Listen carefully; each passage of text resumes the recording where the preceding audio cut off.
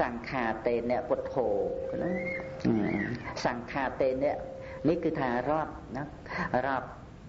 ថាព្រះអង្គនឹងអស់នៅអាសវៈកិលេសនឹងឯងនឹងទី7ដល់ទៅទី8នោះណានិរុណាបកិលេសៈសង្ខាតេនៈពុទ្ធោណា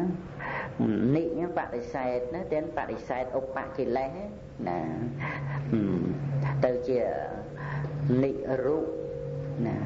បកិលេសៈសង្ខាតេនៈពុទ្ធោនឹងជាងបាន8ទ្រង់ប្រញាមថាពុទ្ធោហ្នឹងគឺព្រះអង្គទ្រង់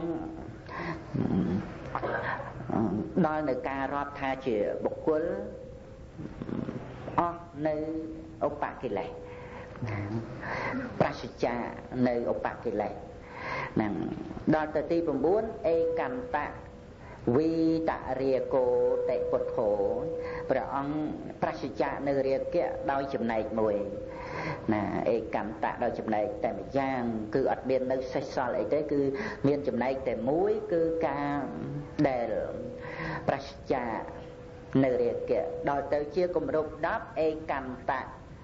វីតតោសោតិពុទ្ធោ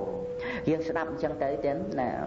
យើងស្ដាប់អញ្ចឹងទៅគឺព្រះសម្មាសម្ពុទ្ធបរមគ្រូព្រះអង្គ